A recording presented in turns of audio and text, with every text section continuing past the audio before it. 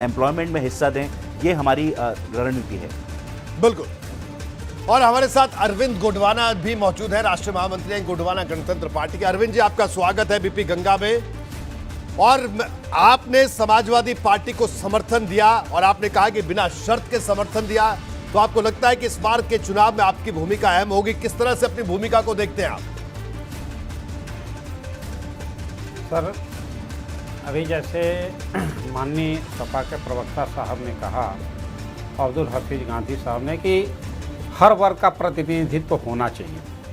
अभी देखिए, आज ये जो समाज है, उत्तर प्रदेश के 13 जनपद में गोंड जाति को अनुसूचित जनजाति के रूप में मान्यता दी गई है। अभी ये पंचायत चुनाव में भी इनको आरक्षित सीटों पर लड़ने का मौका भी मिला है। और दूसरी तरफ देखिए, इनके जाति प्रमाण पत्र जारी नहीं किए जा रहे हैं। इनका उत्पीड़न चरम सीमा पे है। जब से प्रदेश में भाजपा की सरकार आई है, गोंड अनुसूचित जनजाति का प्रमाण पत्र जारी करने पर ये लेखपाल से लगाए तहसीलदार साहब लोग किलावाली करते हैं। ये खरवार समुदाय भी अनुसूचित जनजाति में आते हैं, लेकिन इनके प्रमाण पत्र जारी नहीं किए जाते हैं। प्रदेश सरकार से बार बार शासनादेश भेजे जाते हैं।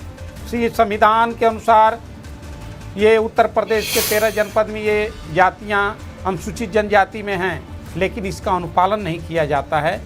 अभी पूर्व के सपा सरकार में इनका प्रमाण पत्र सुगमतापूर्वक जारी होता रहा, लेकिन इस समय जारी नहीं हो रहे हैं। इनका उत्पीड़न चरम सीमा पे है। ये छात्र अगली कक्षा में प्रवेश छात्रवृत्ति को लेकर के परेशान हैं और इनका कोई सुनवाई नहीं हो रहा है। इसलिए गोंडवाना गणतंत्र पार्टी का ये मानना है कि आज़ादी, लोकतंत्र और गणतंत्र की सार्थकता यही है कि हर आदमी को काम मिले, हर आदमी को भरपेट खाना और समुचित इलाज की गारंटी सहित सामाजिक न्याय, आर्थिक न्याय और मूलभूत आवश्यकताओं की पूर्ति। यदि समाज का कोई एक भी व्यक्ति इससे वंचित रहता है, तो इस आज़ादी, लोकतंत्र और गणतंत्र का कोई माने मतलब नहीं रहता है। अरविंद जी, आपने वजह बताई, महान ठीक है, आपने वजह बताई और आर्थिक गणतंत्र की स्थापना होनी चाहिए। अरविंद जी, मैं आपसे ये भी जानना चाहूंगा कि आप मिलकर चुनाव लड़ रहे हैं, तो किसी तरह की सीट शेयरिंग को लेकर कितनी सीटों पर आप चुनाव लड़ेंगे, इस बारे में भी कोई बातचीत हुई आपकी?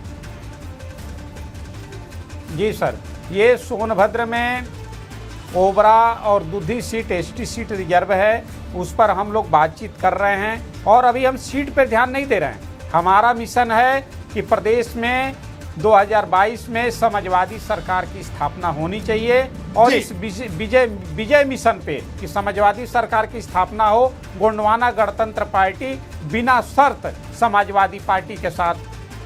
लेकिन अब ये बताइए कि संजय गोंड को भारतीय जनता पार्टी ने मंत्री बनाया अभी और उन्होंने कहा कि साहब बीजेपी कह रही है कि हमने गोंड जाति को बड़ा प्रतिनिधित्व दे दिया मंत्रिमंडल में। क्या कहना है इस पर आपका? जी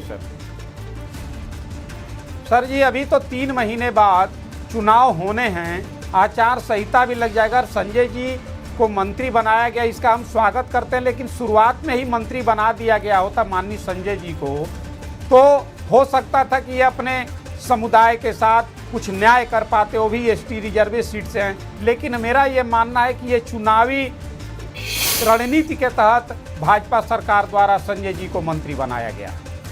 ठीक है, अब मैं अब्दुल हफीज गांधी साहब आपके पास आऊंगा। और बिल्कुल अरविंद जी, एबीपी गंगा का ये वादा है कि हम लोकतंत्र को मजबूत करना, ये हमारी प्रतिज्ञा है, प्रतिबद्धता है। इसलिए हम हर दल को अपने इस कार्यक्रम में बुलाते हैं, हर दल को अपने चैनल पे बुलाते हैं, क्योंकि हमारा मानना है कि हमारा मकसद यही है कि आप सब लोगों की आवाज जनता तक जाए, आप अपनी आवाज पहुंचा सके, आपको एक मंच मिल सके। मैं एक बार फिर से अब्दुल हफीज गांधी साहब आपके पास आऊंगा।